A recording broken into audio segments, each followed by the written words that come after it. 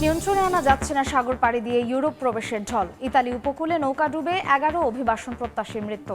30 বাংলাদেশি সহ জীবিত উদ্ধার 51। গাজায় ইসরায়েলি আগ্রাসনে নস্যাৎ ফিলিস্তিনিদের 4 প্রজন্ম। এপির প্রতিবেদন, রাফার 70% নিয়ন্ত্রণের দাবি নেতানিয়াহুর। নতুন সরকার গঠনের দাবিতে উত্তাল ইসরায়েল। কোরীয় উপদ্বীপে আবারও উত্তেজনা। অসামরিক অঞ্চলে উত্তর কোরিয়ার সেনা মোতায়েনের পর দক্ষিণ কোরিয়ার ফাঁকা গুলি, যুদ্ধ বাধার আশঙ্কা বিশ্লেষকদের। ভারী বৃষ্টিতে ভয়াবহ বন্যার কবলে চীনের দক্ষিণ পূর্বাঞ্চল। ভূমিধসে মৃতের সংখ্যা বেড়ে 9। বাড়িঘরের ব্যাপক ক্ষয়ক্ষতি, পানিবন্দী হাজার হাজার মানুষ।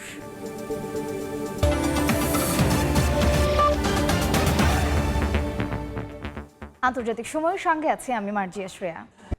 কোরিয়া সীমান্তের অসামরিক অঞ্চল নিয়ে আবার উত্তেজনা দেখা দিয়েছে উত্তর ও দক্ষিণ কোরিয়ার মধ্যে। অসামরিক অঞ্চলে উত্তর কোরিয়ার সেনা প্রবেশের জেরে ফাঁকা গুলি ছুঁড়েছে দক্ষিণ কোরিয়ার সেনারা। চলতি মাসে এ নিয়ে দ্বিতীয়বারের মতো ঘটল এই ঘটনা। এ ধরনের ঘটনা দুই কোরিয়ার মধ্যে যুদ্ধ শুরুর আশঙ্কা আরও বাড়িয়ে তুলছে বলে মনে করছেন বিশ্লেষকরা।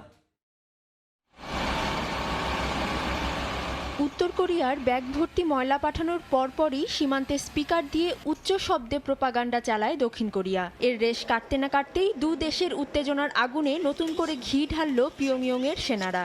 বার্তা সংস্থা ইয়োনহাপ বলছে, মঙ্গলবার দুই দেশের সীমান্তবর্তী অসামরিক অঞ্চল অতিক্রম করে উত্তর কোরিয়ার 20 থেকে 30 সেনা। এর জবাবে ফাঁকা গুলি ছোড়ে দক্ষিণ কোরিয়া। সিউলের দাবি, সীমান্ত অতিক্রম করে 20 মিটার ভিতরে চলে যায় পিয়ংইয়ংয়ের সেনারা। এ সময় তাদের সাবধান করে গুলি ছোড়া হলে তারা পিছু হটে। চলতি মাসে এ নিয়ে দ্বিতীয়বারের মতো অসামরিক অঞ্চলে গুলির ঘটনা ঘটল। এর আগে গেল 9 জুনও সীমান্ত অঞ্চল অতিক্রম করে উত্তর কোরিয়ার সেনারা। এর জবাবে তখনও গুলি ছোড়ে দক্ষিণ কোরিয়া। অসামরিক অঞ্চলে দুদেশের এ ধরনের কর্মকাণ্ড যে কোনো মুহূর্তে সংঘাত উস্কে দিতে পারে বলে শঙ্কা বিশ্লেষকদের। দক্ষিণ কোরিয়ার সামরিক বাহিনী গত 2 মাস ধরে উত্তর কোরিয়ার সেনাদের সীমান্ত কার্যকলাপ প্রকাশ করেছে, যেখানে উত্তর কোরিয়ার বিরুদ্ধে সীমান্তে সেনা মোতায়েনের পাশাপাশি মাইন পুঁতে রাখা ও রাস্তার মতো কাঠামো তৈরির অভিযোগ করা হয়। দক্ষিণ কোরিয়ার সামরিক বাহিনীর মুখপাত্র এক বিবৃতিতে দাবি করেন, উত্তর কোরিয়ার সামরিক বাহিনী সীমান্তবর্তী এলাকায় বিভিন্ন কার্যক্রম পরিচালনা করছে। রুশ প্রেসিডেন্ট ভ্লাদিমির পুতিন গত 24 বছরের মধ্যে প্রথমবারের মতো 2 দিনের জন্য উত্তর কোরিয়া সফরে যাচ্ছেন। আর এর মধ্যেই সীমান্তে উত্তেজনার পারদ বাড়ছে, যা নিয়ে কৌতূহলী চোখ প্রতিবেশী দেশ থেকে শুরু করে আন্তর্জাতিক সম্পর্ক বিশ্লেষকদের। অধরা শ্রেয়সী অথই, সময় সংবাদ। ভারী বৃষ্টিতে সৃষ্ট ভূমিধসে চীনের গুয়াংডং ও ফুজিয়ান প্রদেশে মৃতের সংখ্যা বেড়ে 9 জনে দাঁড়িয়েছে। এখনও মাটির নিচে চাপা আছেন অন্তত 17 জন। তাদের উদ্ধারে চলছে অভিযান।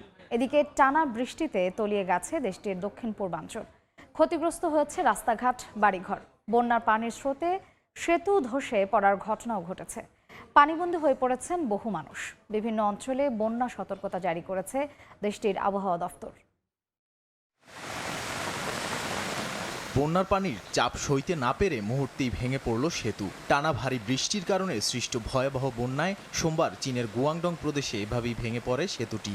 দক্ষিণ পূর্বাঞ্চলীয় প্রদেশটি ছাড়াও চীনের বিভিন্ন প্রদেশে বিপদসীমার উপর দিয়ে প্রবাহিত হচ্ছে পানি, ঢুকে পড়েছে লোকালয়েও। এতে ক্ষতিগ্রস্ত হয়েছে বহু ঘরবাড়ি, রাস্তাঘাট সহ নানা গুরুত্বপূর্ণ স্থাপনা। সোমবার দেশটির রাষ্ট্রীয় গণমাধ্যম জানায়, এরই মধ্যে কয়েক লাখ বাসিন্দাকে নিরাপদ আশ্রয় সরিয়ে নিয়েছে স্থানীয় কর্তৃপক্ষ। গত কয়েকদিন ধরে চলা বৃষ্টি, বন্যা ও ভূমিধসের কারণে কেবল মেইঝু শহর থেকেই 45,000-এর বেশি বাসিন্দাকে সরিয়ে নেয় তারা। এখনও সেখানে চলছে উদ্ধার অভিযান। এদিকে গুয়াংডং ও ফুজিয়ান প্রদেশে নতুন করে হওয়া ভূমিধসে কয়েকজনের মৃত্যুর খবর পাওয়া গেছে। এখনও মাটির নিচে চাপা পড়ে আছেন বেশ কয়েকজন। সেখানে উদ্ধার অভিযান চলছে। ভয়াবহ বন্যায় ঘরবাড়ির পাশাপাশি ক্ষতিগ্রস্ত হয়েছে বিদ্যুৎ কেন্দ্র। এতে বিদ্যুৎবিহীন হয়ে পড়েন প্রদেশের প্রায় 1.5 লাখ বাসিন্দা। গুয়াংডং প্রদেশে প্রতি বছরই দেখা দেয় বন্যা, তবে এবারের বন্যার ভয়াবহতা আগের বছরগুলোর তুলনায় বেশি বলে মনে করছেন স্থানীয়রা। এতে ব্যাপক ক্ষয়ক্ষতি ও প্রাণহানির আশঙ্কা করছেন তারা।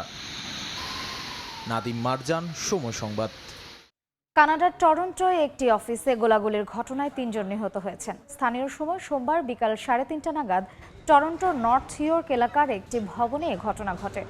ভবনটির পাশে একটি প্রাইমারি স্কুল ও একটি ডে কেয়ার সেন্টার রয়েছে। হামলার পর বন্ধ রাখা হয় স্কুল। পুলিশ জানিয়েছে, নিহতরা সবাই প্রাপ্তবয়স্ক। হামলাকারীকে ধরতে চলছে তল্লাশি। হামলার কারণ ও সন্দেহভাজনদের বিষয়ে কোনো তথ্য প্রকাশ করেনি কর্তৃপক্ষ। ভারতের নয়াদিল্লিতে তীব্র দাবদাহের জেরে রেড অ্যালার্ট জারি করা হয়েছে। গরমের তীব্রতায় বাইরে বের হলেই বাসিন্দারা মাথা ও শরীর ঢেকে বের হচ্ছেন। সোমবার দেশটিতে স্থানভেদে সর্বোচ্চ তাপমাত্রা রেকর্ড করা হয়েছে ৪৫ থেকে ৪৭ ডিগ্রি সেলসিয়াস। আবহাওয়া দফতর বলছে, জুন মাসে সর্বোচ্চ তাপমাত্রার শিকার হচ্ছে ভারতবাসী। সাদা কাপড় দিয়ে মাথা ও শরীর ঢেকে রাস্তায় বের হচ্ছে মানুষ। গরমে শুকিয়ে কাঠ হয়ে যাওয়া গলাটা একটু ভেজাতে রাস্তার ধারে লেবু পানির দোকানে ভিড় করছেন অনেকেই। সোমবার নয়াদিল্লিতে তীব্র গরমে হাঁসফাঁস অবস্থা তৈরি হয় বাসিন্দাদের মধ্যে। এদিন স্থানভেদে বিভিন্ন জায়গাতে সর্বোচ্চ তাপমাত্রা রেকর্ড করা হয় ৪৫ থেকে ৪৭ ডিগ্রি সেলসিয়াস। দাবদাহ থেকে জনগণকে বাঁচাতে জারি করা হয় রেড অ্যালার্ট। ভারতের আবহাওয়া দপ্তরের তথ্য মতে প্রতি ঘন্টায় ২৫ থেকে ৩০ কিলোমিটার বেগে গরম বাতাস বইছে। এ অবস্থায় যদি কেউ বাইরে ঘোরাঘুরি করে তবে তার শরীরে পানি শূন্যতা দেখা দিতে পারে। দিল্লি সহ দেশের উত্তর পশ্চিম এবং কেন্দ্রীয় অংশে স্বাভাবিকের চেয়ে জুন মাসে বেশি তাপমাত্রার পূর্বাভাস দিয়েছে আবহাওয়া বিভাগ। গত ১২ মে থেকে দিল্লিতে তাপমাত্রা দৈনিক ৪০ ডিগ্রি সেলসিয়াসের বেশি রয়েছে। তবে শুধু ২৬ জুন তাপমাত্রা কমার পূর্বাভাস দেওয়া হয়েছিল। সোমবার দিল্লিতে সর্বোচ্চ ৪৪ ডিগ্রি সেলসিয়াস তাপমাত্রা রেকর্ড করা হলেও অনুভূত তাপমাত্রা ছিল ৪৯.২ ডিগ্রি সেলসিয়াস। আর তাপমাত্রা বাড়ার কারণে তীব্র পানির সংকট চলছে গোটা দিল্লি জুড়ে। নাদিম মারজান, সময় সংবাদ। প্রবাসী বাংলাদেশিদের নরওয়েতে জন্ম নেওয়া সন্তানেরা মায়ের মুখে মুখে শুনে বাংলা ভাষাকে রপ্ত করছে। অনেকেই আবার নাটক দেখেও শিখছে বাংলা।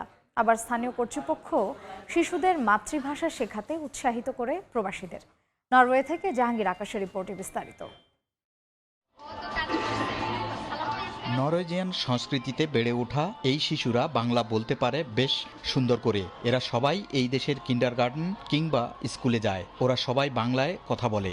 শিশুরা বাবা মায়ের সঙ্গে নাটক দেখেও শিখছে বাংলা ভাষা। আমি তো আমার বাবাকে অনেক শুনছি, আর নাটক দেখি না, আমি ওদের সাথে নাটক দেখি, ভালোই লাগে, এখান থেকে শিখছি। মাতৃভাষা অন্য ভাষা শেখার ক্ষেত্রে সহায়ক ভূমিকা পালন করে নরওয়েতে। তাই প্রবাসী অভিভাবকদের শিশুদের মাতৃভাষা শেখানোর জন্য উৎসাহিত করা হয়। আমি মার সাথে বাংলা কথা বলতে বলতেই শিখে ফেলেছি। এখানে তো আসলে কারোর সাথে বাংলা কথা বলতে পারি না মা ছাড়া। বন্ধুদের সাথে নরওয়েজিয়ানে কথা বলি, আবার কাজে আমি ইংলিশে কথা বলি। শুধু খালি মার সাথে আমি বাংলা কথা বলতে পারি। বাঙালি প্রবাসীদের ছেলেমেয়েরা নরওয়েজিয়ান সংস্কৃতিতে বেড়ে উঠলেও বাংলাদেশের ইতিহাস, সংস্কৃতি ও ঐতিহ্য নিয়ে তাদের আগ্রহের কমতি নেই। জাহাঙ্গীর আকাশ, সময় সংবাদ, অসলো, নরওয়ে। আন্তর্জাতিক সময়ের শীর্ষ সংবাদ জানিয়ে দিচ্ছে আরেকবার। নিয়ন্ত্রণে আনা যাচ্ছে না সাগর পাড়ি দিয়ে ইউরোপ প্রবেশের ঢল। ইতালি উপকূলে নৌকা ডুবে ১১ অভিবাসন প্রত্যাশীর মৃত্যু। ৩০ বাংলাদেশি সহ জীবিত উদ্ধার ৫১। গাজায় ইসরায়েলি আগ্রাসনে নস্যাৎ ফিলিস্তিনিদের ৪ প্রজন্ম। এপির প্রতিবেদন, রাফার ৭০% নিয়ন্ত্রণের দাবি নেতানিয়াহুর। নতুন সরকার গঠনের দাবিতে উত্তাল ইসরায়েল। কোরীয় উপদ্বীপে আবারও উত্তেজনা। অসামরিক অঞ্চলে উত্তর কোরিয়ার সেনা মোতায়েনের পর দক্ষিণ কোরিয়ার ফাঁকা গুলি, যুদ্ধ বাধার আশঙ্কা বিশ্লেষকদের। ভারী বৃষ্টিতে ভয়াবহ বন্যার কবলে চীনের দক্ষিণ পূর্বাঞ্চল। ভূমিধসে মৃতের সংখ্যা বেড়ে ৯। বাড়িঘরের ব্যাপক ক্ষয়ক্ষতি, পানিবন্দী হাজার হাজার মানুষ।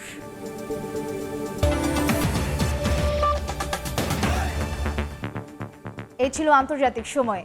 সময় সংবাদ নিয়ে ফিরছি কিছুক্ষণ পর, সঙ্গেই থাকুন সময়ের।